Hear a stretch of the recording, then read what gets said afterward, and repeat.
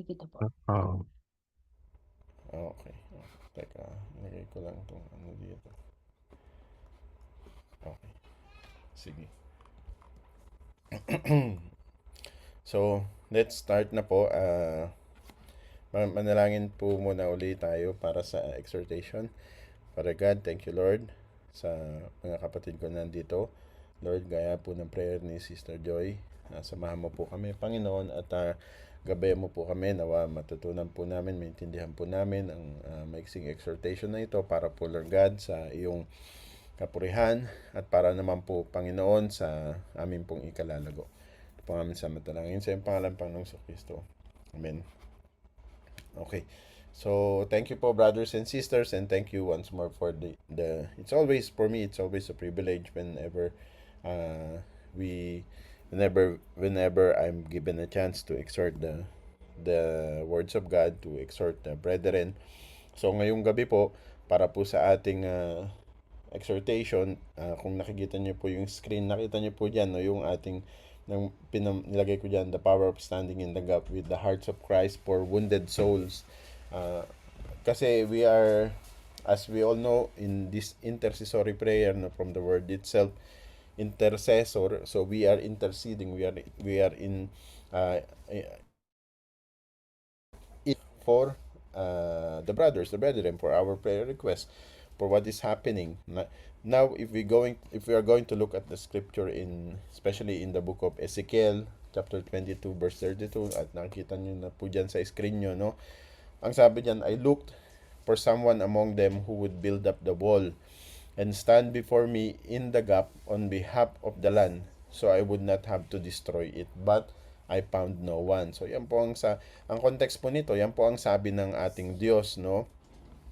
At yan yung masabi nating katotohanan na nasa puso ng Diyos para sa kanyang people, the Israelites at that time, no? At sa chapter na yan, sa chapter 22 ng book of Ezekiel, ang Diyos ay nagsalita po kay propeta Ezekiel para kumprontahin yung mga kasalanan ng Israel, ng mga Israelita, no, because that time ang land of Israel, the Israelites, they had fallen into moral and masabi nating moral and spiritual degradation or spiritual decay.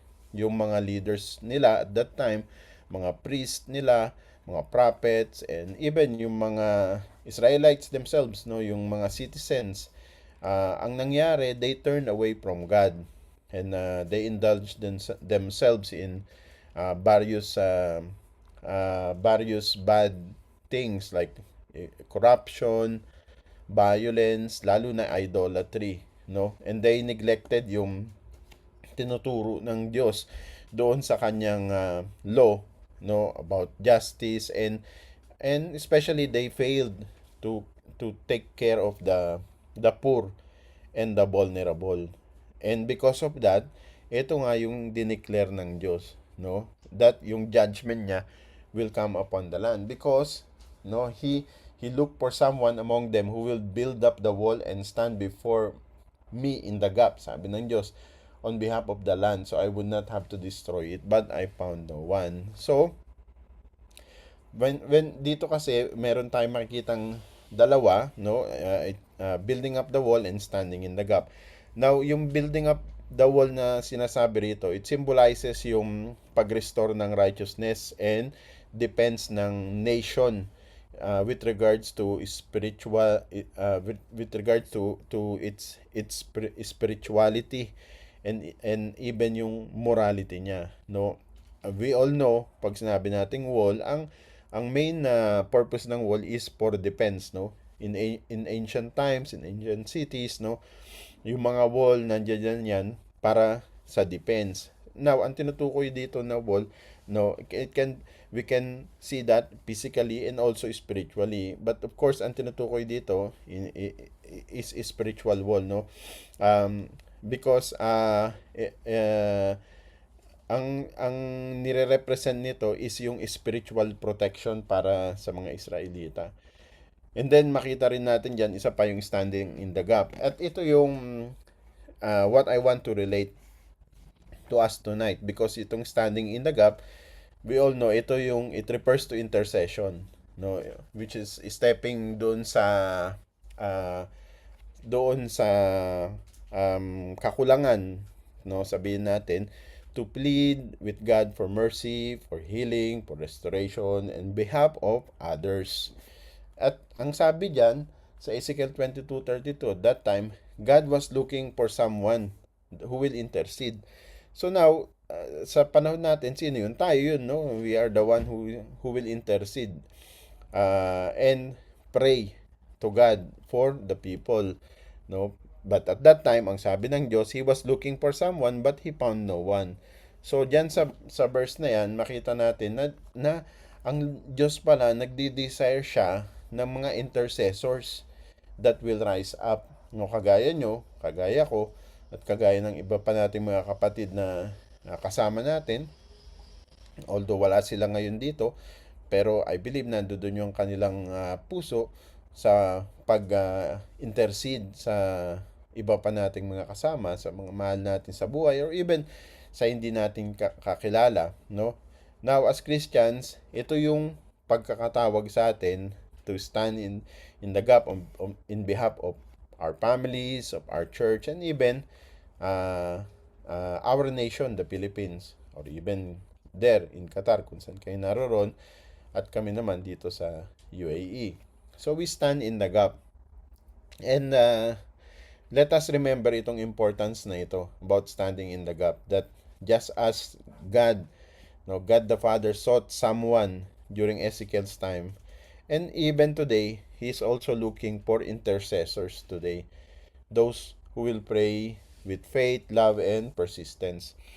And yun nga lang, ang the sad reality is, makikita natin, kukunti lang talaga, no, kukunti lang talaga yung mga nag-i-stand sa gap, yung nag-i-intercede. Even, and this is not, no, hindi na ito bago. Ibig sabihin, dati pa pala nangyayari ito. During the time of Ezekiel, ang nag-witness or ang nag-testify mismo ay ang Diyos, na wala siyang nakita ni isa na mag-stand in the gap. No, kaya ang sabi niya, He will destroy the land. Kasi walang nag-stand dun sa gap.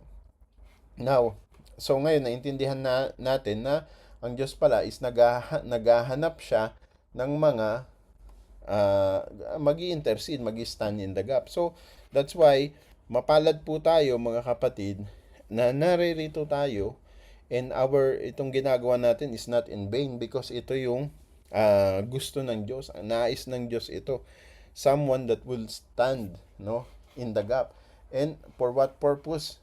No, to build up the wall. Ito yung wall, ang sabi ko nga, ito yung defense natin, to build up the wall para sa ating family, para sa church, and ito to stand before me in the gap, yun nga, para mag-intercede. So mapalad po tayo na nandito tayo.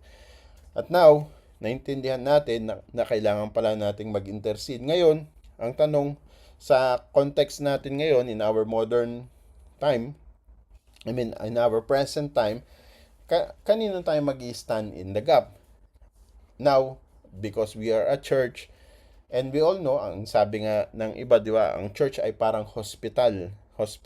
Kasi we all know, sa hospital, sino ba ang pupunta sa hospital? Yung mga may sakit, di ba? Yung mga nangangailangan ng kagalingan. So, sa context natin sa church, ganun din. Kasi ang church natin, and kung titignan natin, ang analogy natin ay hospital, no? Ang church natin, parang hospital din yan, na nagki-cater or nagtitender siya sa mga wounded souls. Yan yung ginagawa natin sa ating church, ngayon, mababasa po natin sa scripture, in the Old Testament, the book of Isaiah. Yan, nakikita nyo po dyan sa screen nyo, in Isaiah chapter 42 verse 3. Meron po ditong prophecy, then this is a prophecy, na sinabi ni Isaiah dito in Isaiah 42 chapter 3 about the coming Messiah. No, pinrapisay po yan na Isaiah. I-describe niya ang Panginoong Hesus. Ang sabi niya diyan, a bruised reed he will not break, no, and a smoldering wick He will not snap out. In faithfulness, He will bring forth justice. Sa Tagalog, nilagay ko yung Tagalog dyan, kasi medyo mahirap itong English na to no? Hindi siya common na naririnig natin. So, ang Tagalog niya, sabi, ang tambong na bali ay hindi niya babaliin. At ang umuusok na mitsa ay hindi niya papatayin. Sa katapatan ay maglalapat siya ng katarungan. At makikita natin na pulpil po yan, ano? Napulpil yan sa Matthew chapter 12 verse 20, kung babasahin natin, nandoon yung fulfillment ng prophecy na yan sa Isaiah chapter 42 verse 3. Pero bago po natin basahin yung Matthew 12:20, at itignan muna natin kasi dalawa yung nais ko pong pagtuunan natin ng pansin dito. Yung sinasabing a bruised reed at yung sinasabing a smoldering wick. Okay, kasi itong bruised reed na to saka smoldering wick, this represents yung mga wounded souls, no? 'Di ba? Alam naman natin ang sabi ng Panginoong Hesus, I have come to seek and save the lost, 'di ba? So yan yun, yung mga wounded souls na tinatawag. So now, kung dadalhin natin sa context ng ating church, ito yung ating congregation, no? Congregation natin 'to. And this not preclude us, hindi this not exclude us, kasama tayo diyan because we are also at some point or the other, we are also wounded souls, no? So, yung bruised reed, this symbolizes people who are weak and broken. Ito yung mga, sa church, makita natin, merong mga kapatiran tayo that are weak, no, maaring weak sa kanilang faith, maaring weak yung kanilang personality, maaring weak in strength, or weak in spirituality, and yung mga broken, dumaan sa mga pagsubok, mga kung sari-saring mga brokenness, no? Ito yung sinasabing a bruised reed. At ang sabi diyan, a bruised reed he will not break. Sa Tagalog, ang tambong na bali ay hindi niya babaliin. So ibig sabihin, yung ang sinasabi, ang Panginoong Hesus, no, yung wounded soul ay hindi niya nadadagdagan pa yung kanyang wound. Now, sabi naman sa smoldering wick, this represents those whose faith is flickering and barely alive. Kasi ang smoldering wick, sa Tagalog, ang umuusok na mitsa ay hindi niya papatayin. So, ibig sabihin, smoldering wick, so ibig sabihin, maaring ito ay nagre-represent ng mga, sabihin natin na, mga, yung faith nila ay, mahina, or yung sinasabi nating patay sindi na pananampalataya. At marami nito makita natin sa church natin, no? Marami nito yung ganito, patay sindi, on and off, flickering ba? So barely alive, no? At pinakikita na ito na ang ating Diyos nandoon yung kanyang pag-aruga, nandoon yung kanyang gentleness, that He will not break yung bruised reed, or He will not snap out yung smoldering wick, yung wounded soul, no? Instead, ang gagawin niya, He will nurture them, uplift them, and with patience and love. Yun ang gagawin niya, no? Bibigyan niya ng patience and love. And ito yun. Kasi we are the representation of our Lord Jesus Christ, as a church. Ito yun. So, yung mga tao pumupunta sa church, kaya tayo, ganito yung dapat natin gawin. A bruised reed, we should not break. And a smoldering wick, we should not snap out. But we should encourage them, we should nurture them, we should restore them, uplift them with patience and love. Now, ang intercessory prayer, no? That's why I'm exhorting this, because ito pong intercessory prayer is one tool kung paano natin ito magagawa, ipapakita or ma-nurture natin, mai-uplift natin sila, yung mga kapatid natin na wounded, no? Na ipag-pray natin sila. At itong prophecy na ito, sabi ko nga, dito po sa Matthew 12:20, itong prophecy na ito po ni Isaiah, no, sa chapter 42 verse 3, nagkaroon po yan ng fulfillment sa Matthew chapter 12 verse 20. Makita natin yan, no? Actually, same verse lang din to, pero pag binasa nyo po yung Matthew 12, makikita nyo dyan yung ministry ng ating Panginoong Jesus, makikita nyo yung kanyang humility, makikita nyo yung kanyang care, pag-care sa mga tao, di ba? Anong sabi ng Panginoong Jesus? Come to me, all you are weary and heavily laden, and I will give you rest. Di ba? For my uh, uh, yoke is easy and my burden is light. Yun ang sabi niya, no? So, nandun yung pag-aruga niya, nandun yung care niya. He does not condemn them, he does not overpower the weak. Instead, he brings healing, he brings hope. So, tonight, mga kapatid, as we intercede, ganito dapat yung maging mindset natin, no? That as we intercede for our brethren, and let us carry that same heart and compassion of the Lord Jesus Christ, that we stand in the gap for the wounded souls. We stand in the gap for the wounded souls in our church, maybe in our family, no, maybe in our circle of friends, or maybe in our community. Kung sino man yung mga nanghihingi ng mga prayer requests, maging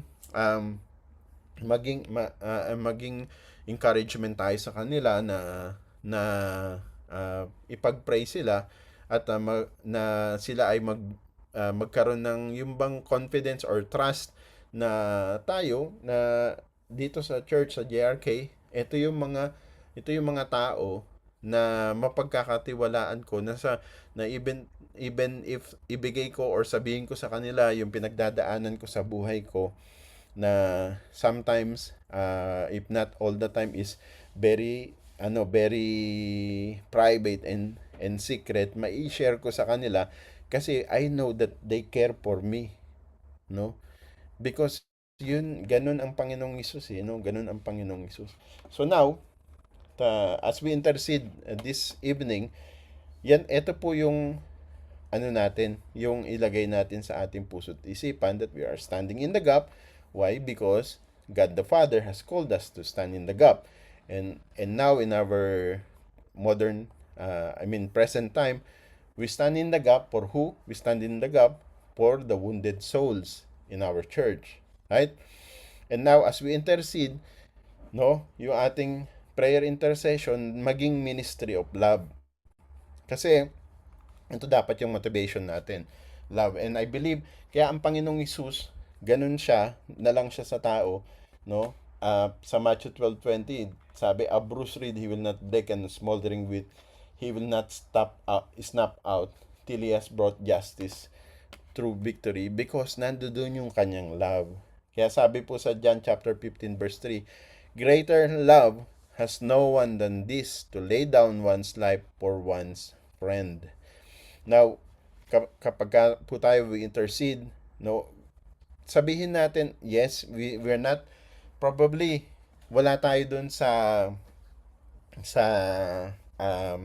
reality na we are laying down our life for someone else, na kumbaga mamamatay tayo para sa iba, no, or para sa kapatiran natin. For example, maring hindi tayo umaabot sa ganong extent, no, pero when we intercede, think of it as if we are laying down our own desires to lift up others, because we are praying for others, no, we are praying for others, not ourselves. So we are lifting them up, we are lifting up others' needs before God, no. At itong ginagawa po natin na ito is it reflects yung pagmamahal po ng ating Panginoong Hesus, no, para sa atin, bringing hope to those who are weary and burdened, no. Kaya yan po yung gawin natin tonight. I-allow po natin yung pagmamahal na nagmumula sa ating Panginoong Hesus to flow through us kapag tayo po ay nananalangin. That isipin po natin yung someone na ito na pinapanalangin po natin, yung kanyang buhay, who is in need of prayer, and we are lifting him up or her up to the Lord, no? Especially yung mga kapatiran po natin na nangangailangan ng panalangin sa kagalingan, for example, ano? Kailangan nila ng kagalingan, may mga sakit, kagaya po ng ating mga kapatiran, sina Sister Christina, sina Brother Rain, at iba pa nating mga kapatiran na merong matinding sakit, di ba?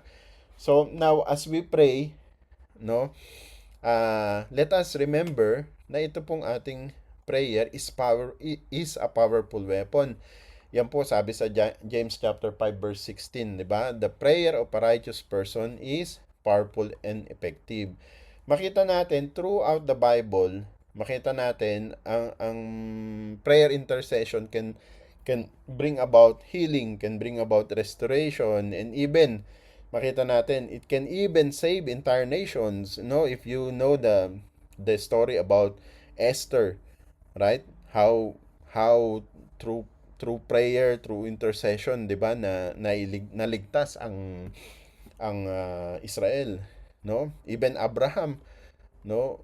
He interceded for Sodom, and God was willing to save the city for the sake of pure righteous people, 'di ba? Makikimabasa natin sa Book of Genesis. Even Moses, he interceded for Israel, and because of his intercession, God withheld his judgment. Makita natin sa Exodus 32 yan, no? Even the Lord Jesus himself, he interceded for us at the right hand of the Father. Anong sabi dun? Hindi ko na babasahin sa Romans chapter 8 verse 34 yan.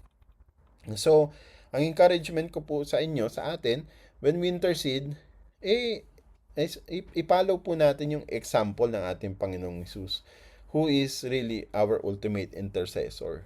Manalangin po tayo with confidence, knowing that ang ating Diyos, He hears us and is able to do immeasurably, no more than we can ask or imagine. Then, when we intercede in prayer, no, let us intercede in prayer with faith and persistence, because requirement po ito no? Kasi sabi sa Luke chapter 18 verse 1, always pray and not give up. No, manalangin tayo hindi lang sa Luke 18, sinabi rin sa 1 Thessalonians, no? That we should always pray. 1 Thessalonians, 2 Thessalonians pala. If I'm not mistaken, 2 Thessalonians ba yun or first? Basta sa Thessalonian, I need to check. I think 1 Thessalonians 5 or 2 Thessalonians 5. That we should, second, pray unceasingly. 5:17 yun eh. Hindi ko matandaan kung first or second. Anyway. So, that we should always pray and not give up. Because sometimes, 1 Thessalonians 5:17, ayun. Pray unceasingly, no? So, sometimes, maaaring hindi natin makita kaagad yung kasagutan sa panalangin natin. Ngunit, every prayer we offer, no, para yung halaman na nagtutubo tayo, nagtatanim tayo. No, when we offer yung prayer, maaring hindi nga natin nakita kaagad yung kasagutan, pero yung seed na itanim na. No, and in God's perfect timing, yung seed na yan lalago, no, magiging kasagutan, no. And of course, when we pray, when we intercede, sabi ko nga kanina, 'di ba, from the beginning ng ating pag-aaral, ito yung hinahanap ng Lord eh. Yung mga intercessor, hinahanap niya tayo eh, no? Hinahanap niya kayo eh. So of course, when we pray, this brings us closer to God. When we intercede in prayer, makita natin yan sa 1 Timothy chapter 2 verse 1 to 3. Noon, sabi, I urge then, first of all, that petitions, prayer, intercessions, and thanksgiving be made for all people, for kings and all those in authority, that we may live peaceful and quiet lives in all godliness and holiness. Ayun, in-underlinean ko yung huling sentence ng verse, no? This is good and pleases God our Savior, di ba? So it is aligned dun sa pinag-aaralan natin kanina, na ito ang hinahanap ng Diyos, kaya it pleases God our Savior when we intercede in prayer, no? So my encouragement, no, that tonight as we pray, let us seek, no, to understand yung puso ng Diyos, God's heart and His will, because His heart is looking for intercession, no?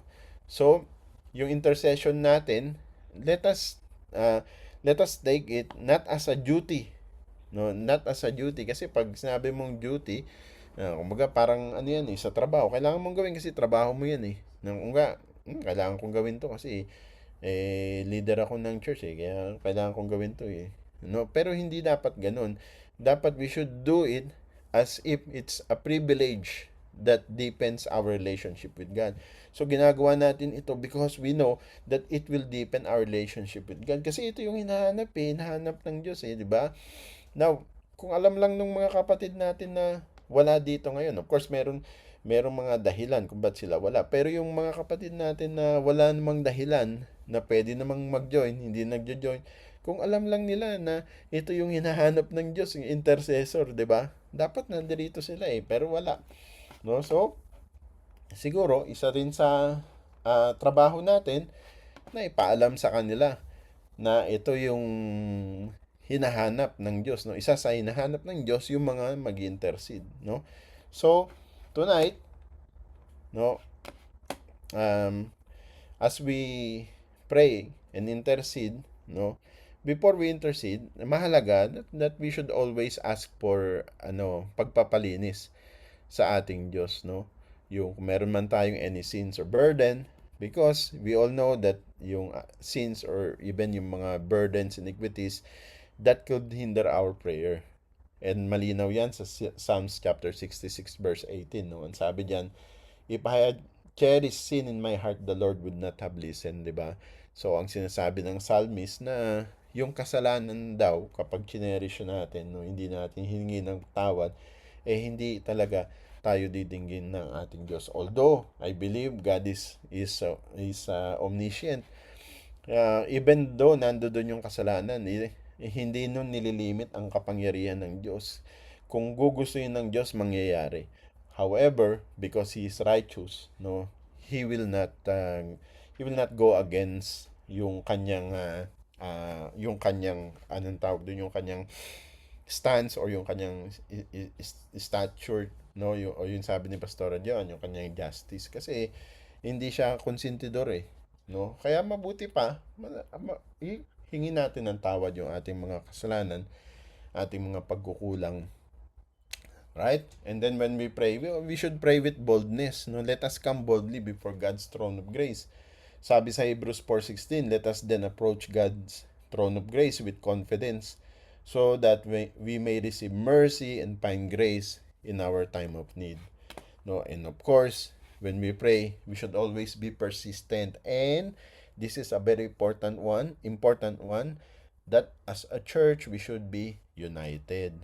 No, let us persevere in prayer, lifting each other up, and standing together in unity. No, sabi sa Ephesians chapter 3 verse 20 to 21, sabi diyan, now to him who is able to do immeasurably more than all we ask or imagine, according to his power that is at work within us, to him be glory in the church and Christ Jesus throughout all generation, forever and ever. Yung nice kung diinan dito, ito yung to him who is able to do immeasurably more than we ask for, imagine, according to his power that is at work within us, to him be the glory of the church and Christ Jesus throughout all generation. No, yung ating persistency saka yung ating pagiging united as a church, no, more than all we ask or imagine, no, yan yung nais kong bigyan diin para sa atin mga kapatid tonight, no. So as we intercede in prayer, let us remember that this is a privilege, no, and God is looking for people. God is looking for us who will stand in the gap, not in our own strength, but who will stand in the gap with the heart of the Lord Jesus Christ. At anong heart ng Lord Jesus Christ? His heart is for those who are, because He came to seek and save that which is lost. No, so His heart is for those who are the wounded souls. No, so the Lord Jesus Christ's heart is gentle, compassionate, and full of love. So as we pray, let us be like our Lord Jesus Christ, no. We remember yung mga needs ng mga wounded souls before the throne of grace of God, no, that we are not just speaking with merely words, but we are like partnering, no, with our Creator, with the Lord Jesus Christ. Just imagine, no, Ma-imagine nyo yung thought na yun na nananalangin kayo, and when we pray, no, with the creator of the universe. Yung biro mo yun, yung nag-create ng mundong ito, no? That He will bring healing, hope, and restoration to everyone, no? So yan po mga kapatid ang gawin po natin. So let us pray with humility, persistence, and faith. No? Amen? Praise the Lord. God bless po. Sister Joy. Amen. Amen. Praise the Lord. So ganun po pala na despite